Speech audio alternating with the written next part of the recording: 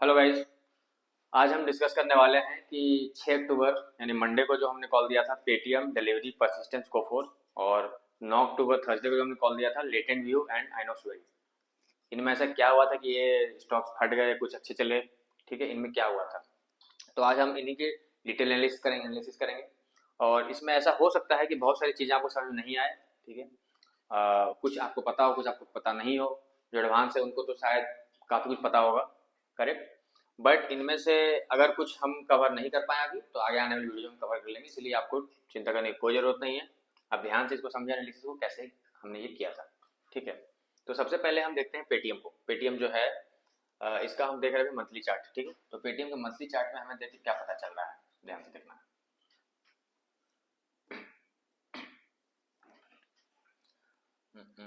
Okay, तो ये देखिए पेटीएम पहले इसका आईपीओ हुआ। आईपीओ के बाद ये 1 2 3 4 5 ये काफी बड़े बड़े कैंडल्स बनाकर पहले गिरा। दैट मीन्स यहाँ पे क्या था, वीकनेस था। ठीक है, ये कैंडल थ्योरी में हम पढ़ेंगे, कैंडल किस कैंडल को वीक बोलते हैं, स्ट्रॉन्ग बोलते हैं ना, किस तरह से ये सब होता है। और उसके बाद यहाँ से इतना जब पेटीएम नीचे आ गया, तो यहाँ से ऊपर जाने में 1 2 3 4 5 इतने सारे कैंडल्स लग गए पेटीएम को ऊपर जाने में। फिर सिर्फ 3 कैंडल में उससे ज्यादा नीचे आ गया, उस हाई को ब्रेक कर दिया। ये क्या दिखा रहा है कि पेटीएम में वीकनेस है। फिर से देखिए कितने पतले पतले डोजी कैंडल से ये पेटीएम ऊपर गया है, और फिर से सिर्फ 3 कैंडल लगे इन सारे इस सारे अपमूव को खत्म करने के लिए। सिर्फ इतने 3 कैंडल, मतलब यहाँ पे भी पेटीएम ने वीकनेस दिखाया है। उसके बाद पेटीएम ने इस अपने इस लो को भी तोड़ा है। फिर इसने हल्का सा बेस बनाया।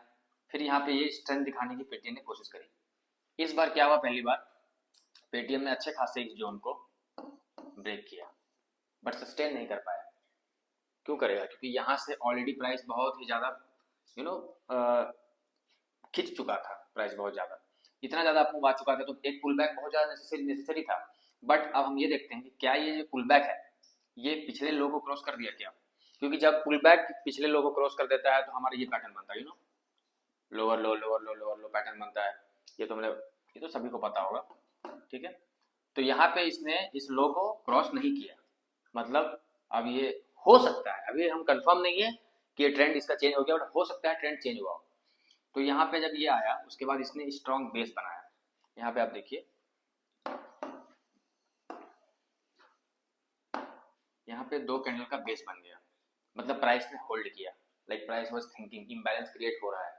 इम्बैलेंस के बारे में हम डिटेल में पढ़ेंगे जब हम इंस्टीट्यूशनल ऑर्डर फ्लो पढ़ेंगे उस समय पे। ठीक है, तो यहाँ से ये ऊपर जाने शुरू किया धीरे धीरे करके। बट अब देखो क्या हो रहा है, ये कैंडल ना स्ट्रॉन्ग है, ये भी स्ट्रॉन्ग है, ये सारे स्ट्रॉन्ग कैंडल्स बनना शुरू हो गए हैं। और एक काफी अच्छा जोन हमारा कट आउट हो गया है, दिस जोन ऑल्सो, जहां से प्राइस नीचे आया। बट अब जो है इस जोन को वापस ने कट कर दिया, मतलब अब देखो यहाँ पे क्या हो रहा है, हायर हाई बनने शुरू हो गए। इसका मतलब जो ट्रेंड जो हम पहले जो ट्रेंड देखा था जो डाउन कर रहा था, उसने वो बेस बना लिया है। तो you can imagine that this complete thing is a base, this whole thing is a base. अब यहाँ से प्राइस ऊपर जाना चाहिए। तो इससे हमने बनाया अपना बहुत ही ज्यादा लॉन्ग टर्म बायस। इस लॉन्ग टर्म चार्ट को देख के हमने लॉन्ग टर्म बायस बनाया। लॉन्ग टर्म चार्ट में क्या बनता है, मेरा बायस बनता है, बायस ऑफ एक्शन, मतलब हम यूजुअली किस तरफ ट्रेड लेने के लिए ज्यादा हमें एग्रेसिव होना चाहिए। तो अभी जो हमें हमें हमें जो ये सारा एनालिसिस हमने किया, इसे देख के हमें क्या पता चल रहा है कि हमें long term like long side buying side का ट्रेड लेने के लिए हमें लाइक एग्रेसिव रहना है, और हमें ट्राई करना है कि हम शॉर्ट वाली ट्रेड्स ना लें। ठीक है, तो हमने एक व्यू बना लिया पहले। अब हम देखते हैं इस व्यू में आगे क्या करना है। अभी तो हमने बायस बना लिया, बट आगे क्या। तो आगे हम चले जाएंगे वीकली टाइम फ्रेम पे, देखते हैं वीकली टाइम फ्रेम पे क्या हुआ है।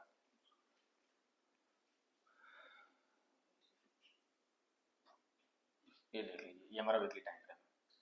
ठीक है, यहाँ पे क्या हुआ था, जब स्टॉक यहाँ से, आपको याद होगा कि हमने मंथली टाइम फ्रेम में देखा था कि इस वाले हाई को इसने क्रॉस किया है, मतलब कि this is a good bottom, right. And ये फ्यूचर के लिए भी काफी अच्छा डिमांड जो है। यहाँ अगर प्राइस आता है तो यहाँ से हम डिफरेंट टाइप्स ऑफ ट्रेड को प्लान कर सकते हैं, लेकिन इंट्राडे स्विंग हम अलग अलग तरह के ट्रेड यहाँ भी प्लान कर सकते हैं। बट फिलहाल के लिए हम इसे इग्नोर करते हैं और अपने करंट ट्रेड पर फोकस करते हैं। प्राइस इतना ऊपर आ गया, इस हाई को इसने ब्रेक किया, तो आपको दिख रहा होगा ये जो एक जोन है ना, ये एक जोन बना हमारा। प्राइस ने इसको ब्रेक किया, इस जोन पे आया, और यहाँ से फिर से ऊपर गया।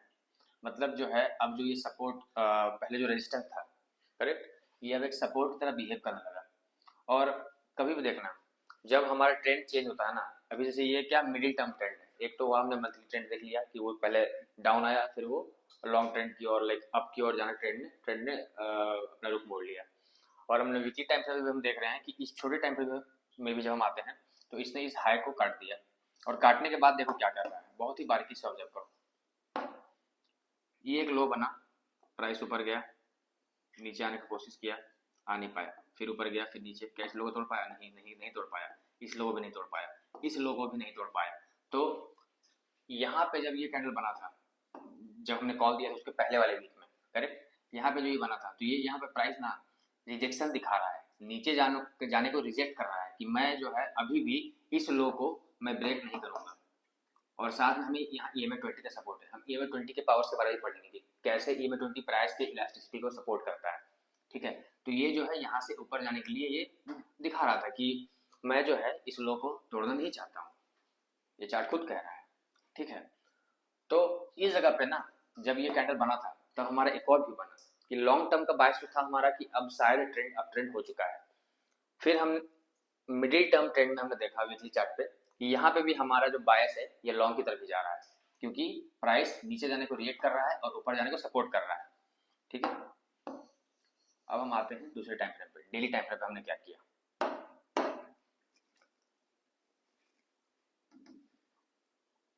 ये देखो,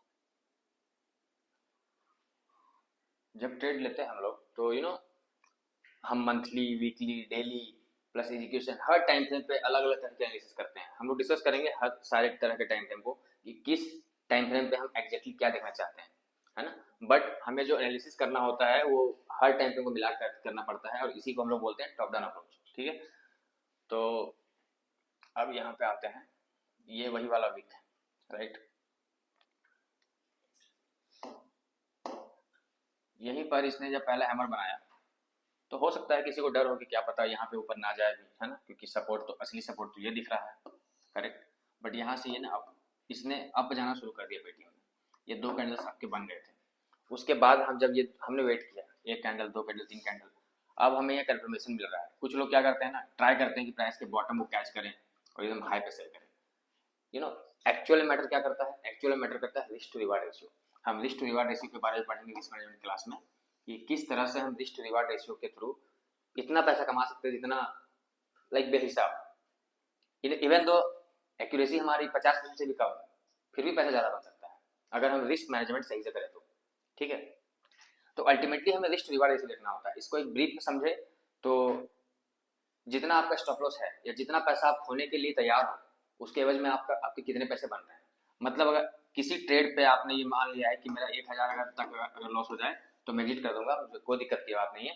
तो 1000 में तो अगर आपको 5000 बन जाता है, मतलब कि आपका रिस्क रिवार्ड रेशियो 1:5, आसान भाषा ये मैं लिखता हूँ टेलीग्राम चैनल में 1:5 1:2। इसका मतलब क्या, बहुत लोग पूछते हैं। तो 1000 में अगर आप 5000 बना रहे हो तो आपका रिस्क रिवार्ड रेशियो 1:5 है, ठीक है। अगर आप 1 लाख का लॉस सह रहे हो और आप 5 लाख बना रहे हो तो आपका रिस्क रिवार्ड रेशियो 1:5 अभी भी, ठीक है। तो हमें अल्टीमेटली ये देखना है कि हम जो लूज कर रहे हैं उसके उसके जगह पे जो हम पा रहे हैं उसका रेशियो क्या है, ठीक है। आगे बढ़ते हैं।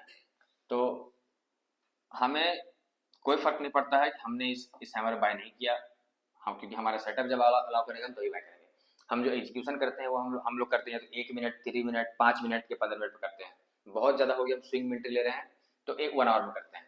तो अभी डेली टाइम फ्रेम में भी हमने देखा कि यहाँ से प्राइस अपमूव का ही बायस दे रहा है, अभी तक हमारा बायस प्राइस अपमूव की तरफ है। तो जब ये दिन आता है, करेक्ट, 6 अक्टूबर, तब क्या होता है, वहाँ जाते हैं हम लोग 15 मिनट टाइम फ्रेम।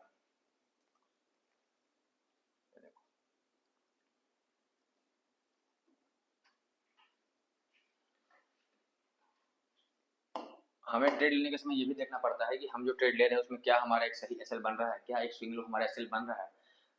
इन जगहों पे हमने ट्रेड इसलिए नहीं लिया क्योंकि पहले तो हमें कंफर्मेशन चाहिए था, प्लस दूसरी बात प्राइस में उतना ज़्यादा स्क्वीज नहीं था।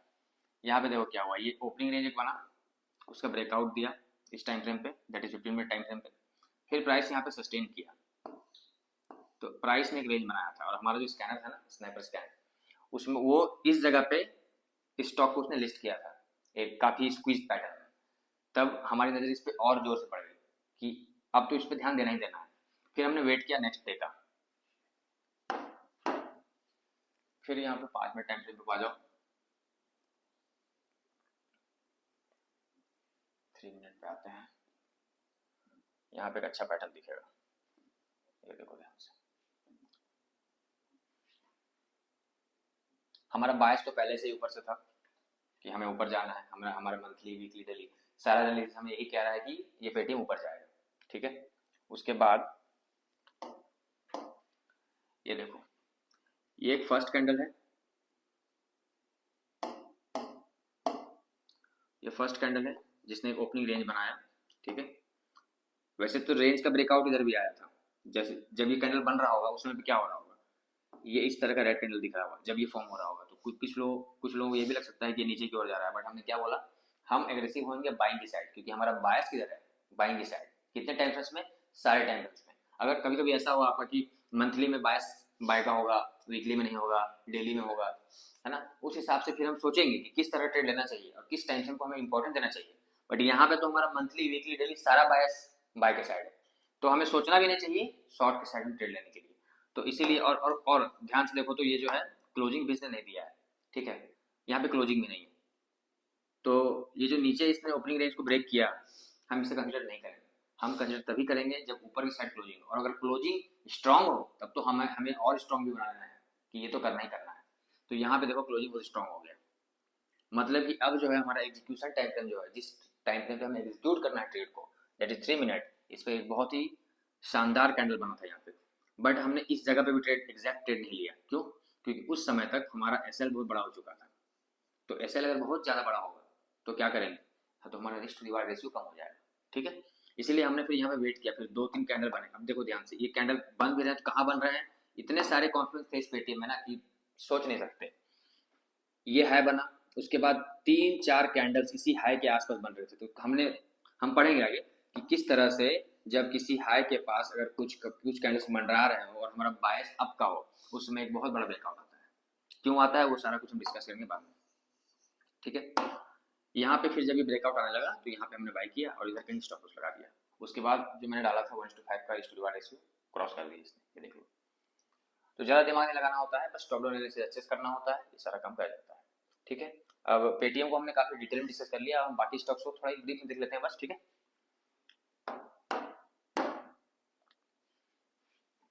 Alright, delivery monthly time frame पे देखते हैं क्या है डिलीवरी में, ये देखो। अब जैसे पेटीएम में हमारा जो लॉन्ग टर्म बायस था वो था हमारा बाय साइड का, बट डिलीवरी में देखो हमारा जो लॉन्ग टर्म बायस है वो सेल साइड का है। कैसे, क्योंकि इसमें स्टॉक पहले यहाँ से नीचे आया, ऊपर गया, नीचे आया, इस लो को इसने ब्रीच कर दिया। मतलब जब इसने लो को काटा दैट मीन्स डाउन ट्रेंड हो गया। अभी भी हम कंफर्म नहीं कर सकते हैं डाउन ट्रेंड, बट ये डाउन ट्रेंड में आ गया। फिर ये प्राइस यहाँ से ऊपर तक जाता है, तो क्या लगता है, यहाँ से 2 चीज़ हो सकता है, या तो यहाँ पे कंसोलिडेट करके ये ऊपर चला जाए, ठीक है, या यहाँ से नीचे आ जाए। अब यहाँ नीचे आने के बाद भी यहाँ से बाउंस करके ऊपर चला जाए, या यहाँ पे कंसोलिडेट करके यहाँ से नीचे चला जाए। यही सारा चीज़ हो सकता है यहाँ पे, इससे ज़्यादा कुछ नहीं हो सकता है, ठीक है। अब जो है यहाँ पे ध्यान से देखो, अगर यहाँ से ऊपर भी जाना है इसको या नीचे भी आना है तो यहाँ पे कुछ ऐसे कर सकता है, ठीक है। ये हम समझेंगे कि सपोर्ट और रेजिस्टेंस के पास जब कोई स्टॉक जाता है उसके क्या क्या बिहेवियर्स होते हैं, उनमें से एक बिहेवियर ये है, ठीक है। अब हम जाते हैं तो हमारे मंथली में बायस फिर भी क्या बन रहा है कि ये रेजिस्टेंस के पास है तो शायद नीचे ही आएगा, ऊपर नहीं जाएगा, ज्यादा चांसेस है नीचे आने के, ठीक है। दूसरे टाइम फ्रेम पे आते हैं, वीकली टाइम फ्रेम। तो हमने अभी जो एक व्यू बनाया कि हो सकता है इसे ऊपर ही जाना हो तो भी वो डायरेक्ट तो ऊपर जाएगा नहीं, तो हमने सोचा कि, और देखो ये जो रेजिस्टेंस है ना ये बहुत ही ज़्यादा स्ट्रांग नहीं है। ये स्ट्रांग क्यों नहीं है ये भी हम आगे किसी आने वाले वीडियो में समझेंगे कि स्ट्रांग क्यों नहीं है, क्योंकि यहाँ से इमीडिएट मूव नहीं आया है और इसने बहुत बड़ा जो है क्लोजिंग भी नहीं दिया है अपने ट्रेंड के सपोर्ट में, ठीक है। तो that's why we can assume that this is not a very strong resistance, है ना। बट यहाँ से अगर इसको ऊपर जाना है तो इसे इस तरह का कोई बिहेवियर करना होगा, या इस तरह का छोटा सा पुल बैक लेके जाना होगा, इस तरह को बिहेवियर करेगा। इन सारे बिहेवियर को एक बार नीचे आएगा, ठीक है। तो जो हमने सोचा था उस हिसाब से ये हल्का सा नीचे आया, और फिर यहाँ पे हमने सोचा कि इस तरह से अगर करना है इसको तो नीचे भी जाएगा ऊपर भी जाएगा। तो इस तरह से समझेंगे वीकली में, वीकली टाइम फ्रेम पे जो हमारा व्यू बना वो क्या बना कि वो ये स्टॉक अभी कंसोलिडेट टाइप के फेज में जा सकता है, साइडवेज टाइप के फेज में जा सकता है, ठीक है। और उसको फिर हमने डेली टाइम फ्रेम से हमने सपोर्ट लिया, हमने सपोर्ट ये लिया, यहाँ देखो ध्यान से,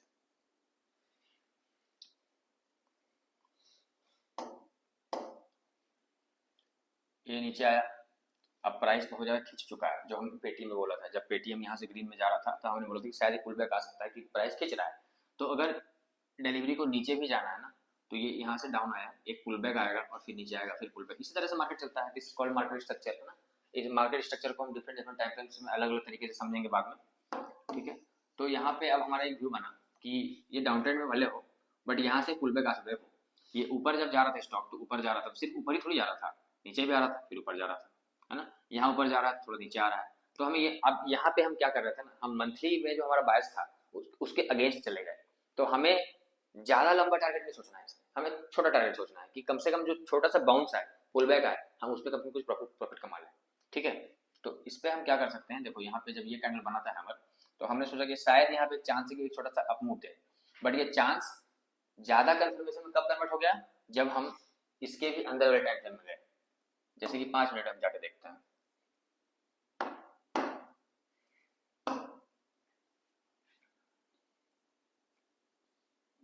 फिर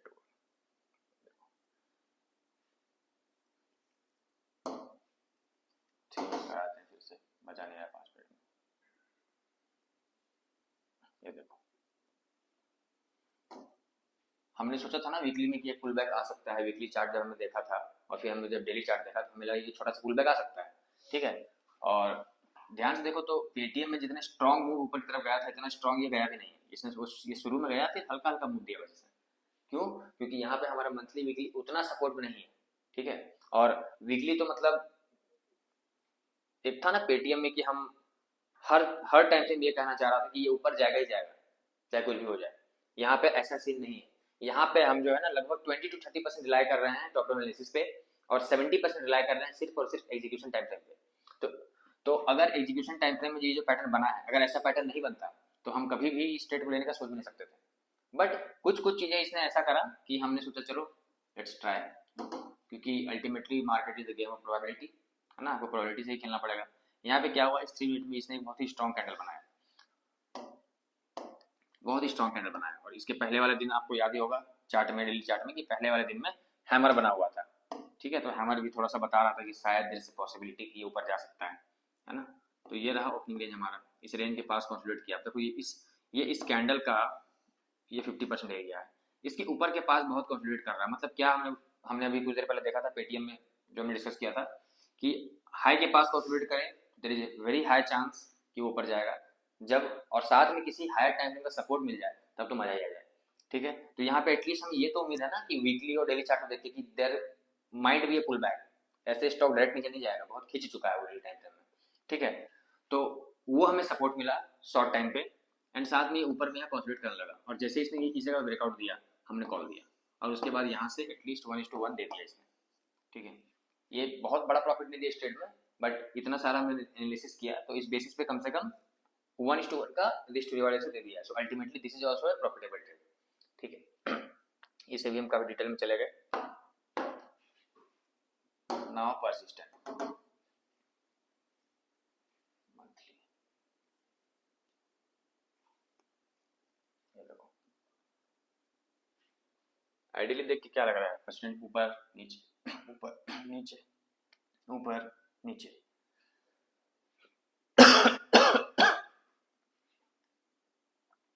तो उम्मीद यही है कि अगर इस तरह से परसेंट ऊपर जा रहा है फिर नीचे आ रहा है, ऊपर नीचे कर रहा है, तो ये अभी भी एक अप ट्रेंड में है। बट इस टाइम पे क्या हुआ है ध्यान से देखो, ठीक है। प्राइस यहाँ पे बहुत ज़्यादा ट्राई किया नीचे आने का, सस्टेन नहीं कर पाया, फिर से ऊपर चला गया, फिर से ट्राई कर रहा है नीचे आने का। बट इस पूरे रास्ते में ये देखो तो आपको देखने को ये मिलेगा कि नीचे के साथ ऊपर भी जा रहा है, नीचे के साथ यहाँ ऊपर जाने का प्रयास किया, फिर नीचे के साथ यहाँ ऊपर जाने का प्रयास कर रहा है, ठीक है। मतलब कुछ पिक्चर तक क्लियर नहीं है, ये ऐसे करते करते नीचे भी आ सकता है या यहाँ से एक रिवर्स में मार सकता है। ठीक है, तो मंथली टाइम फ्रेम पे हम उतना लाइन करेंगे, सीधे जाएंगे वीकली टाइम फ्रेम पे। ठीक है, कि वीकली टाइम फ्रेम क्या कहना चाहता है। मजा सबसे ज्यादा मजा तो तब आता है जब सारा टाइम फ्रेम सपोर्ट में हो। अभी तो हमें पता नहीं ये क्या कर रहा है अभी तक के हिसाब से, तो हम वीकली में जाकर देखते हैं।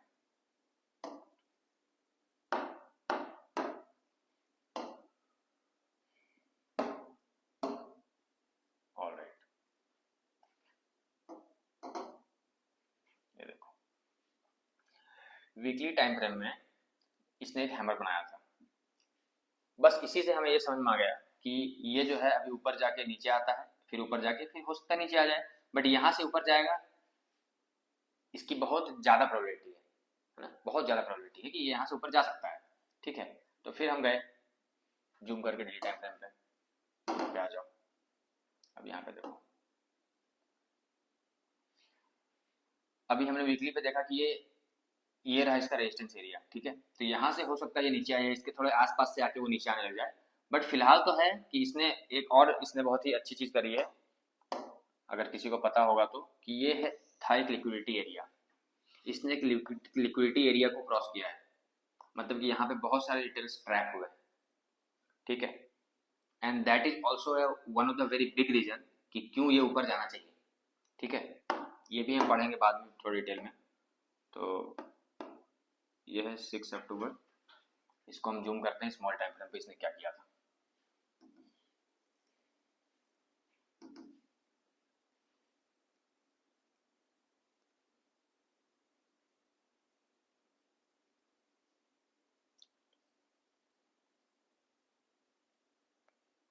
ये रहा,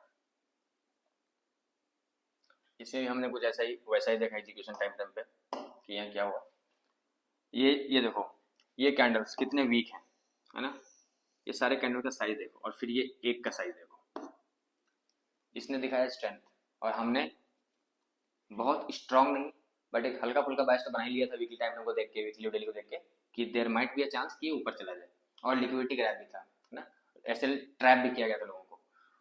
उसके बाद और इतना ज़्यादा कंफर्म नहीं है मंथली और वीकली टाइम फ्रेम को देख के, वो यहाँ भी दिख रहा है साफ साफ कि इस स्टॉक के 50% के नीचे भी आ गया था। ये सिर्फ ऊपर में नहीं जा रहा था, इस कैंडल के ऊपर में रहता तब तो हम बोलते कि ये बहुत स्ट्रांग है, बट इसके नीचे भी आ गया था हल्का सा, बट बार बार यहाँ पे सस्टेन भी कर रहा था।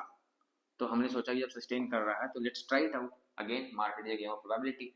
हमने लॉजिकली सब कुछ जस्टिफाई कर दिया कि हाँ इस कारण से ये ऊपर जाना चाहिए, फिर हमने यहाँ पे कॉल दिया था और फिर यहाँ से ये ऑलमोस्ट 22 इसने दिया था। ठीक है, तो ये हो गया है। उसके बाद हम आते हैं कोफोर्ज पे। कोफोर्ज ये हमने क्यों दिया था, और इसमें हमने लिखा था स्विंग। स्विंग क्यों लिखा था हमने, इसको इंटरडे में प्ले क्यों नहीं किया गया।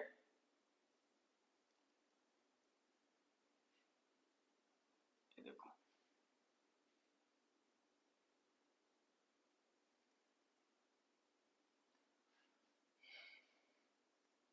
वीकली टाइम फ्रेम, वीकली पे आते हैं सीधे, बाकी टॉप एनालिसिस आप खुद से कर लेना। इस पे देखो, ये रहा सप्लाई जोन, यहाँ से प्राइस नीचे आया, सेम एरिया को हिट किया, नीचे आया, ये पुल बैक लिया। अब पुल बैक में देखो छोटे पुल बैक कितने हैं, नीचे आके ऊपर गया होगा, फिर नीचे आके फिर ऊपर गया, फिर नीचे ऊपर नीचे, तो अब की बार क्या होगा, फिर से ऊपर। अगर इस जोन को ये क्रॉस कर देता है तो आगे के लिए हम सोचेंगे कि there might be a chance कि ऐसे भी हो जाए इसको क्रॉस करने के बाद, बट वो तो हमें मंथली टाइम फ्रेम में देख के पता चलेगा। बट हमें अगर शॉर्ट टर्म में ट्रेड करना है ना, ज़्यादा दूर का नहीं सोचना है, इन्वेस्टमेंट प्लान नहीं करना है, हमें छोटा स्विंग लेना है, इंटरडे करना है ना, तो छोटे टाइम फ्रेम में भी हम सोच सकते हैं। और इसमें हम क्या सोच सकते हैं, ध्यान से, यहाँ से नीचे आया तो देयर वाज अ होप कि यहाँ से ऊपर जाए। ठीक है, इस तरह जिस तरह से सब में जा रहा था। तो अब इसको हम जूम करते हैं डेली टाइम फ्रेम पे, ये रहा चार्ट।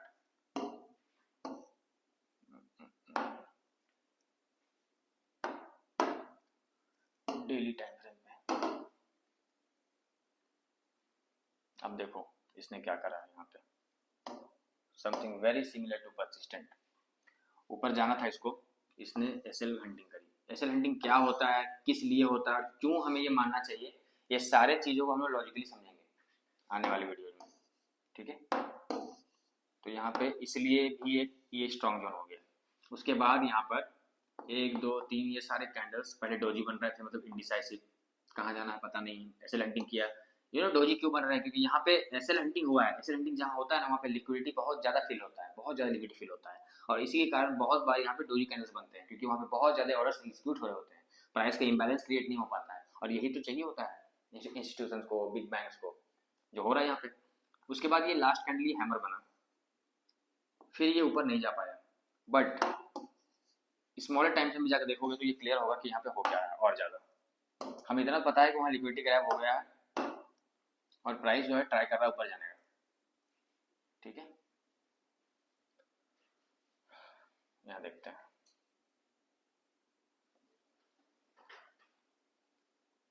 स्मॉलर टाइम फ्रेम में जब एनालिसिस करेंगे तो हमें मालूम पड़ेगा। ये एक हाई यहाँ पे बना, एक हाई यहाँ बना, सस्टेन नहीं कर पाया, इसने इस हाई को ब्रेक किया, और इस हाई के पास ये सस्टेन कर रहा है, ठीक है। तो यहाँ पे हमें समझ जाना चाहिए कि अब जो है हम हमारा जो बायस है ना, हायर टाइम फ्रेम पे जो हमने बायस बनाया था कि हम ऊपर जाना चाहता है ये स्टॉक, तो ये बायस को ये सस्टेन कर रहा है, ठीक है। अब और छोटे टाइम फ्रेम पे जाएंगे तो पता चलेगा हमें हमें एग्जीक्यूशन कब करना चाहिए था, कैसे करना चाहिए था, क्यों करना चाहिए था एक्चुअली, क्योंकि इसको तो हमने स्विंग का ट्रेड दिया था, तो इस पर हम लोअर टाइम फ्रेम में जाएंगे ही नहीं। हम सीधे आपको दिखाते हैं कि डेली टाइम फ्रेम पे ही ट्रेड एग्जीक्यूट क्यों करना चाहिए था स्विंग में। ये देखो, ये सारे सिंबल थे कि ऊपर जाना चाहता है।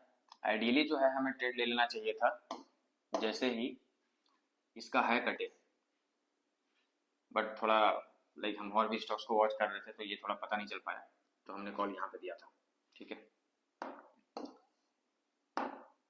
इसके ऊपर ट्रेड लिया था, इतना बड़ा मूव इसने दे दिया। अब हम क्या, अब आगे इसमें क्या हो सकता है कि देयर माइट बी चांस कि यहाँ पे दोजी बने दो, ये थोड़ा ऊपर जाए और फिर से अपने ट्रेंड को कंटिन्यू करें, ठीक है। उसमें हम एजुकेशन टाइम फ्रेम पे क्या होता है उस समय हम बात देखेंगे, बट फिलहाल के लिए ये ट्रेड हमने इसलिए दिया था। अब ब्रीफ में देख लेते हैं आज क्या क्या हुआ था। लेटेंट व्यू, ये सस्टेन नहीं कर पाया, क्यों, किसी को पता है क्या? देखो ये ऊपर क्यों गया, पहले तो 15 मिनट टाइम फ्रेम पे क्विकली देखते हैं। यहाँ पे बहुत ज़्यादा इसने स्ट्रगल किया, इस हाई के पास ये ट्रेंड लाइन बन रहा है, यहाँ जो हाई बन रहा है इस हाई के पास बहुत सारे स्मॉल कैंडल्स बने। फिर आज क्या हुआ था, आज यहाँ पे 3 मिनट टाइम फ्रेम पे देखो तो 3 मिनट में कुछ दिख रहा है नहीं, मोबाइल में भी देखो ध्यान से, 3 मिनट देखते हैं। एक तरह से इसने क्लस्टर जोन बनाया, एक ये रहा हमारा रेंज, जो रेंज ट्रेड करते हैं हम लोग, ठीक है। और इस रेंज से इसने ना यहाँ पे ब्रेकआउट दिया था, तो इस जगह पे कहीं हमने ट्रेड लिया था, ये रेंज का ब्रेकआउट था, ठीक है। और ये यहाँ से नीचे, यहीं से नीचे क्यों आ गया, क्यों जब ये स्टॉक यहाँ पे आया तो मैंने चार्ट का स्क्रीनशॉट डाल दिया कि now it's time is over, something like that, कि 1:2 अराउंड 1.7 आ गया है, अब यहाँ से नीचे जाने की बहुत हाई प्रोबेबिलिटी है, क्यों, ये देख लेते हैं। बहुत सारे लोग ये मिस कर देते हैं, तो प्रॉफिट बुकिंग में वो ठीक से कर नहीं पाते प्रॉफिट बुकिंग। आप देखो बढ़िया से 1 आवर टाइम फ्रेम पे, ये क्या है,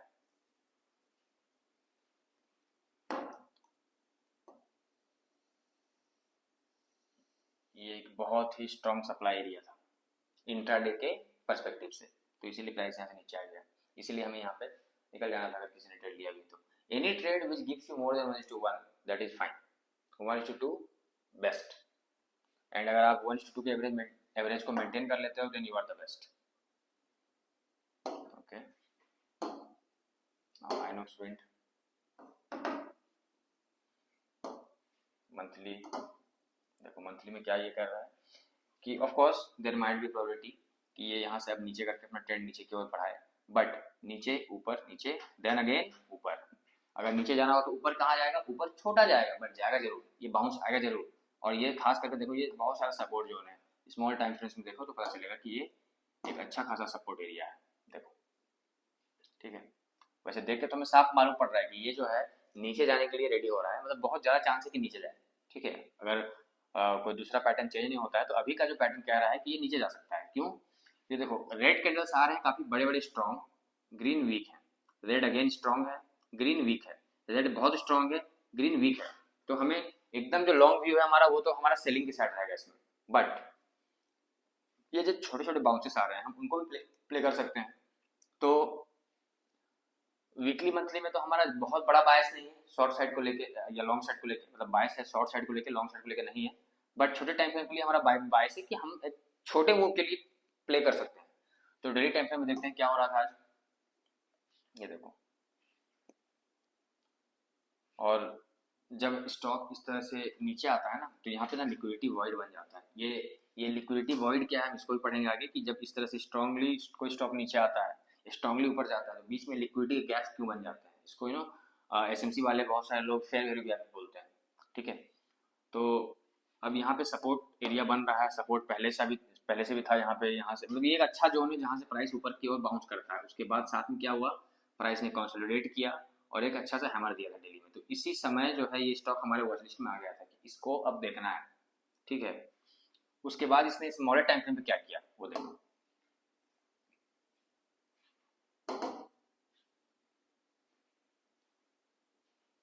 यहाँ पे फिर से वही इतने सारे जोन को इसने 1 2 3 4 इतने सारे जोन को इसने क्रॉस किया। और स्मॉल टाइम फ्रेम पे जाओ जहाँ पे हमें एग्जीक्यूट करना है, तो यहाँ ध्यान से देखो फिर से एक पैटर्न दिख रहा है वो सब में कि हमें हम जब ट्रेड की एंट्री करते हैं तो हम एग्जीक्यूशन टाइम फ्रेम पे आते हैं जो हमें एग्जीक्यूट करना है, जो कि हमारा या तो 1 मिनट होता है या तो 3 मिनट होता है या तो 5 मिनट होता है। ठीक है, तो इसमें जो है हम 3 मिनट पे है। तो उसमें क्या हो रहा है, अगेन जिस तरह से हमारे बाकी सारे ट्रेड्स में फर्स्ट मिरर कैंडल काफी स्ट्रॉन्ग है, फर्स्ट कैंडल, इसमें भी ये कैंडल काफी स्ट्रॉन्ग है। एंड देन प्राइस जो है इसके 50% के ऊपर इस हाई के पास बहुत देर समय बिताया है। ठीक है, इसे हमने एंट्री के टाइम पे हमने नहीं देखा था। ठीक है, इसलिए हमने यहाँ पे डाला था, फिर हमने कहा था कि एंट्री शायद अभी नहीं है। तो इस कैंडल पे जिसने देखा होगा इस कैंडल पे एंट्री थी इसकी। ठीक है, ये हाई जब इसने क्रॉस किया एक स्ट्रॉन्ग कैंडल के साथ, यहाँ पे एंट्री, यहाँ पे सेल, एंड देन फिर यहाँ से 1:2 आराम से इसने दे दिया था। ठीक है, तो इस तरह से हम इसमें से बहुत सारे स्टॉक्स ऐसे हैं जिसको अगर आप नॉर्मली पिक करना चाहते हो, ठीक है, तो निफ्टी 500 के सारे स्टॉक्स को देखने पड़ेंगे, सारे एनालिसिस करने पड़ेंगे, बहुत सारा एनालिसिस करना पड़ेगा। हम तो करते हैं एक्चुअली, और इसीलिए हम एक सिस्टम बना रहे हैं ना, स्नाइपर स्कैन, जो ट्रेड प्रो के द्वारा बनाया गया एक सॉफ्टवेयर है, जो कि हम लोग स्लोली हम लोग शायद 26 नवंबर जो हमने डेट बताया था है ना, उसमें हम लोग लॉन्च करेंगे उसको। फिलहाल हम लोग उसको अभी बस इंटरनली यूज कर रहे हैं और टेस्ट कर रहे हैं। तो इसमें बहुत सारी चीज़ों को जो भी आपको दिखा रहा हूँ ना, ये सारा जो है कौन सा स्टॉक डिमांड जोन से रिएक्ट कर रहा है, कौन सा जो है फर्स्ट मिनट कैंडल बहुत स्ट्रॉन्ग बनाता है, कौन सा ओपनिंग रेंज ब्रेकआउट कर रहा है जिसपे आप जाकर टॉप डाउन एनालिसिस आपको करना चाहिए। इससे आपके बहुत सारे टाइम को जो ये बचाएगा, है ना। But ultimately you will have to know how to do the analysis, और खुद तो बेटर ट्रेडर बनना ही पड़ेगा, अदरवाइज ये ट्रेड्स नहीं मिल पाएंगे। ऑलराइट, आज के लिए इतना ही, बाकी हम लोग नेक्स्ट क्लास में देखते हैं। इनमें से किसी एक कॉन्सेप्ट को मैं रिवाइज करवाऊंगा, या किसी को नहीं पता है तो पूरी तरह से बताऊंगा कि किस तरह से ये कॉन्सेप्ट करने चाहिए। ठीक है, ऑलराइट, बाय।